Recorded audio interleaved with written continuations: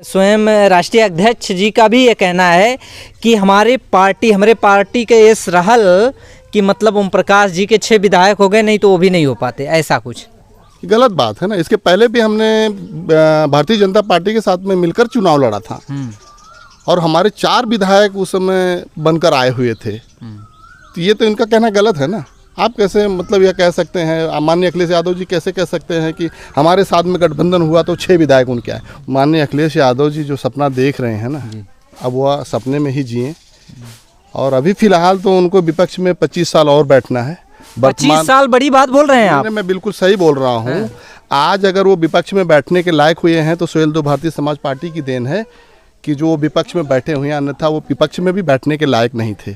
इन सभी लोगों को अगर जातवार जनगणना की इतनी ही चिंता थी तो जब उनकी खुद की सरकार थी तो उस समय क्यों नहीं इसको लागू कर दिया? किसने रोका था? ये तो बनता है, ये बात आप नहीं बनता नहीं, ये हकीकत है, ये सच्चाई है कि जब आपकी व्यक्तिगत सरकार थी, पूर्ण बहुमत में सरकार थी, तब कहाँ सो रहे थे? तब आपको पीडीए का नारा और पीडीए के लोग नहीं दिखाई देते थे। आज आप पीडीए का नारा लगा रहे हो कि हम पिछड़ा दलित अल्पसंख्यक की लड़ाई लड़ रहे हैं। जब आप सरकार में थे तब कहाँ गई थी आपकी लड़ाई भाई?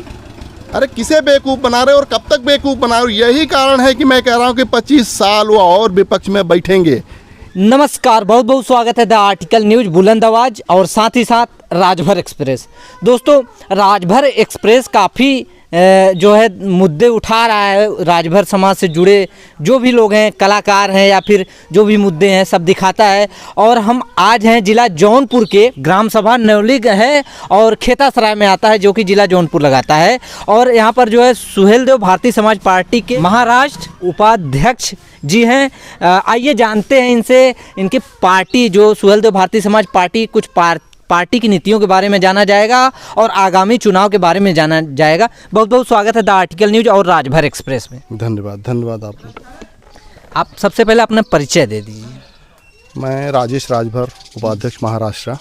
सुहेलदेव भारतीय समाज पार्टी इस समय जो है काफ़ी सुर्खियों में बनी हुई है और सबसे बड़ी बात यह है कि मौजूदा समय में भारतीय जनता पार्टी प्रदेश में भी देश में भी झंडा गाड़ी हुई है, उनका सरकार चल रहा है। लेकिन विपक्ष जो है तंज कस रहा है। जैसे समाजवादी पार्टी के सुप्रीमो अखिलेश यादव भी बार बार ये चीज़ कह रहे हैं कि पिछले बार हमने तो जो है कुछ बख्श दिया था उत्तर प्रदेश में, इस बार जो है खाता नहीं खोलने देंगे। तो इस बारे में क्या कहना चाहेंगे आप? देखिए, आपको मैं एक चीज़ बता देता हूँ कि माननीय अखिलेश यादव जी जो सपना देख रहे हैं ना, अब वह सपने में ही जिए। और अभी फिलहाल तो उनको विपक्ष में 25 साल और बैठना है। 25 साल बड़ी बात बोल रहे हैं आप। मैं बिल्कुल सही बोल रहा हूँ। आज अगर वो विपक्ष में बैठने के लायक हुए हैं तो सुहेलदेव भारतीय समाज पार्टी की देन है कि जो विपक्ष में बैठे हुए हैं, अन्यथा वो विपक्ष में भी बैठने के लायक नहीं थे। हमने उनको 25 से 125 तक पहुंचाने में सबसे बड़ा योगदान अगर किसी का रहा है तो सुहेलदेव भारतीय समाज पार्टी का रहा है और हमारे माननीय राष्ट्रीय अध्यक्ष जी ओम प्रकाश जी का रहा है। जब हमारा गठबंधन उनके साथ में हुआ था तो वो उसके पहले वो सिर्फ और सिर्फ 25 सीट पर थे और जब हमारा गठबंधन हुआ उनके साथ में, जब हमने चुनाव मिलकर लड़ा तो 125 तक हमने पहुँचा दिए, तब उनको जाकर के विपक्ष में जाकर के जगह मिली। लेकिन मैं एक चीज़ आपको रोकना चाहूँगा। एक चीज़ हम मतलब विवादित बयान काफ़ी सुर्खियों में है, सामने भी आ रहा है। समाजवादी पार्टी के जो नेता हैं, पदाधिकारी हैं, स्वयं राष्ट्रीय अध्यक्ष जी का भी ये कहना है कि हमारे पार्टी के इस रहल कि मतलब ओम प्रकाश जी के 6 विधायक हो गए, नहीं तो वो भी नहीं हो पाते, ऐसा कुछ गलत बात है ना। इसके पहले भी हमने भारतीय जनता पार्टी के साथ में मिलकर चुनाव लड़ा था और हमारे 4 विधायक उस समय बनकर आए हुए थे। तो ये तो इनका कहना गलत है ना। आप कैसे मतलब यह कह सकते हैं, माननीय अखिलेश यादव जी कैसे कह सकते हैं कि हमारे साथ में गठबंधन हुआ तो 6 विधायक उनके आए? उनके पहले ऑलरेडी हमारे 4 विधायक थे। हम उसके पहले मालूम है मंत्रिमंडल में शामिल थे। 2017 का जब चुनाव हुआ था, 2017 में हमने चुनाव में हम और बीजेपी और सुहेलदेव भारतीय समाज पार्टी मिलकर के सरकार बनाई थी। उत्तर प्रदेश में हमारे राष्ट्रीय अध्यक्ष माननीय ओम प्रकाश राजभर जी कैबिनेट मंत्री थे। वो कहाँ भूल रहे हैं इस चीज़ को? नहीं तो जब कैबिनेट मंत्री माननीय ओम प्रकाश राजभर जी जब इस्तीफा दिए थे तो उन लोग का ये कहना था कि मतलब इनके मर्जी के मुताबिक जो है सीटें नहीं मिली या फिर इनकी बात नहीं मानी गई, इस वजह से जो है ये इस्तीफा दे दिए। ऐसा कुछ नहीं। देखिए क्या होता है, जब हम गाँव-गाँव जाते हैं तो गाँव-गाँव में हम एक मुद्दा रखते हैं जो गांव की समस्याएं होती है वह हम जनता के बीच में उनसे वादा करके आते हैं कि आपकी जो भी भाई हमारी सरकार बनाई, आपकी समस्याएं जो उसका समाधान हम करेंगे। सरकार में जाते ही हमने उस चीज़ के ऊपर हमने मतलब जब पहल शुरू की तो कई ऐसे मुद्दे थे कि जिस पर बीजेपी सरकार जो थी उस समय, हम जिस सरकार में थे, बीजेपी हमको अनदेखा कर रही थी, इग्नोर कर रही थी उस चीज़ पर। क्योंकि देखिए जनता के बीच में हम जाने वाले हैं, जमीनी स्तर पर हम लोग काम करने वाले लोग हैं। जब जनता के बीच में जाते तो जनता हमसे सवाल करती है कि सर आप लोगों ने ये चीज़ का वादा करके गए थे, यह चीज़ कब होगा। और सबसे बड़ा मुद्दा तो हमारा ये था कि हमने जनता को वादा किया था कि भाई हमारा जो सामाजिक न्याय समिति है वह चीज़ लागू करने का है। ये सारी चीज़ें हमने उस समय बीजेपी से भी बात की थी और बीजेपी के साथ में गठबंधन भी हमारा इसी बेस पे हुआ था कि हम जब सरकार में आएंगे तो सामाजिक न्याय समिति लागू करके जो पिछड़ों का हक अधिकार उनका दिलाने का काम करेंगे। एक चीज़ और हमने देखा कि हाल ही में मतलब अभी पिछले कुछ दिनों बीते हुए समय में वो आरक्षण का जो मुद्दा आया है सामने कि सरकार जो है, सरकार और जो है कोर्ट जो जहाँ पर फैसला ये था, सरकार ने इस पर जो है रजामंदी दे दी है और जातिगत जो जनगणना वाली बात है ये होने वाली है, क्या कितने % सही है? मैंने 100% सही है। ये भी हमारी ही भूमिका है इसमें, क्योंकि हमने शुरू से हमेशा इस मुद्दे पर आवाज़ उठाई है कि हम जब तक इस देश में, देखिए कैसा होता है सर, जब तक इस देश में जातवाद जनगणना नहीं होगी तब तक इस देश में लोगों का हक अधिकार नहीं मिलेगा पूर्ण रूप से, इतना जान लीजिए। तो इसी आधार को हमने हमेशा इसी चीज़ को हमने बार बार उठाया है।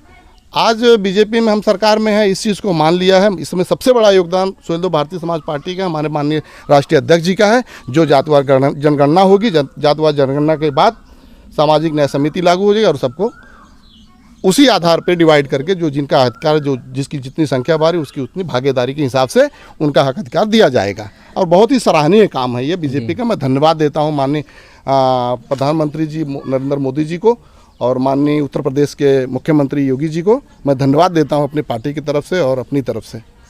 ये जो आपने बताया जातिगत जनगणना वाला जो पास हुआ है, इस पे जो है सपा सुप्रीमो अखिलेश यादव अपने ट्विटर हैंडल से साफ मतलब मतलब एक बैरक लगा करके उसमें लिख करके कि मतलब हमारे अथक प्रयास से आज जातिगत जनगणना कामयाब हो गया और ये पटल पे है। बिल्कुल। तो ये इस पे आप क्या कहना चाहेंगे? देखिए एक बात बता दूं मैं आपको, इसके पहले पूर्ण बहुमत में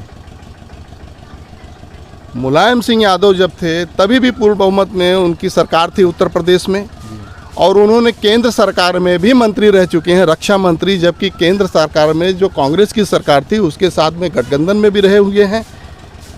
4 बार इस देश में उन्होंने, उत्तर प्रदेश में उन्होंने अपनी सरकार बनाई। मायावती जी ने 4 बार अपनी सरकार बनाई।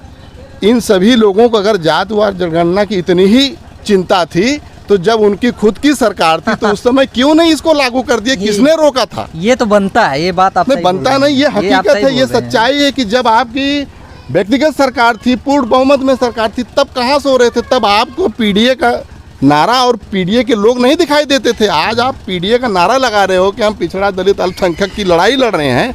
जब आप सरकार में थे तब कहाँ गई थी आपकी लड़ाई भाई?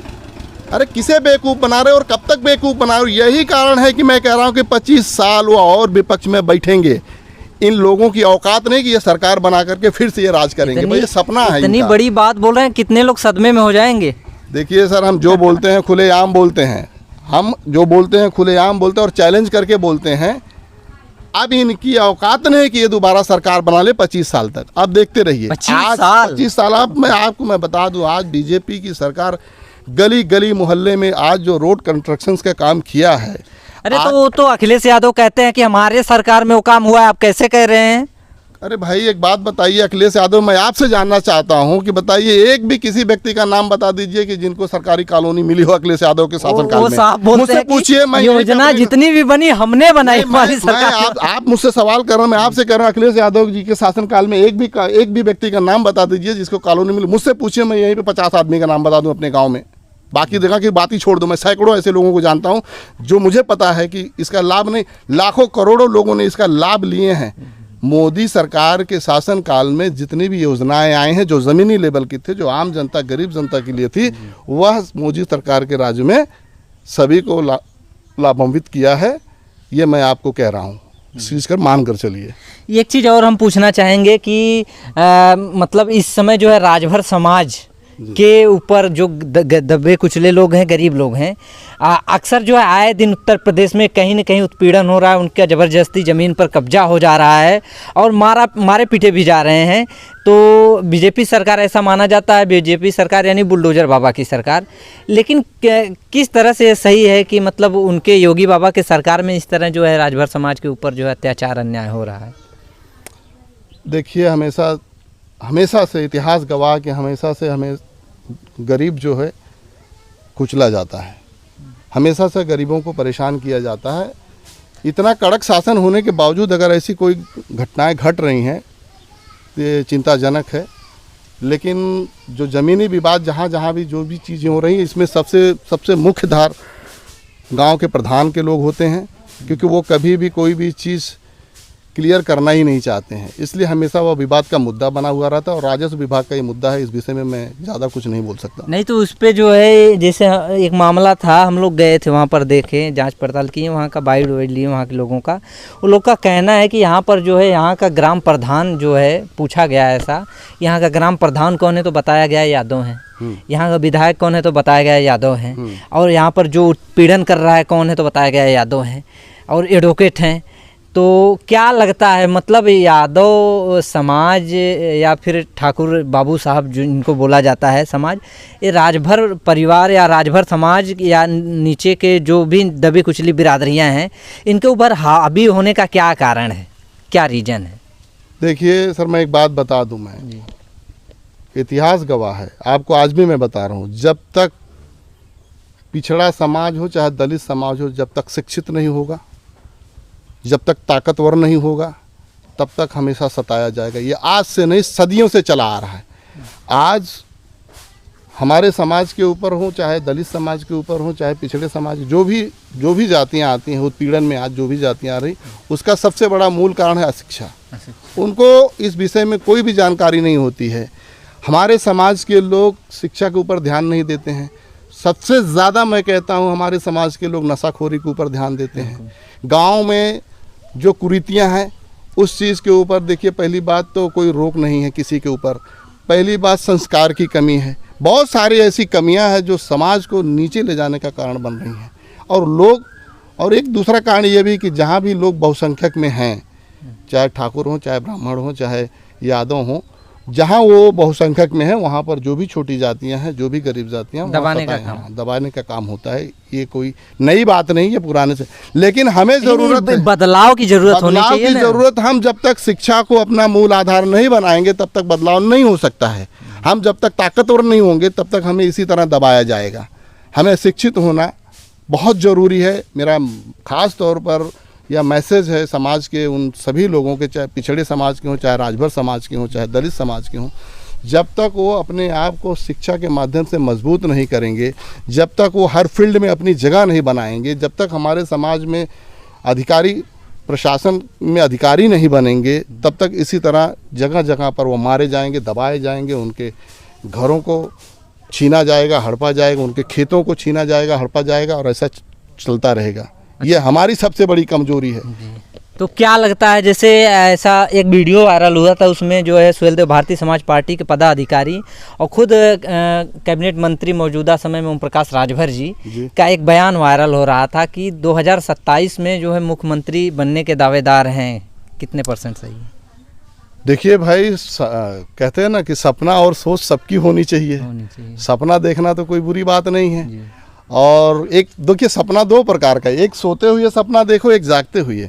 और जो व्यक्ति जागते हुए सपना देखता है वह एक दिन जरूर उस मुकाम तक पहुंचता है जो जागते हुए सपना देखता है। मतलब और सुहेलदेव भारती, सहमत में है इस बात? मैं सहमत में हूँ। सुहेलदेव भारतीय समाज पार्टी जागते हुए सपना देखते हैं। माननीय ओम प्रकाश राजभर भी जागते हुए सपना देखते हैं और लोगों को दिखाते भी हैं कि हमें जागते हुए सपना देखना है तो हमें इस आधार पर काम करना होगा। आज नहीं तो कल हम जरूर कामयाब होंगे। तो हमारी भी तो भाई इच्छा है कि माननीय हमारे राष्ट्रीय अध्यक्ष जी मुख्यमंत्री बने उत्तर प्रदेश के।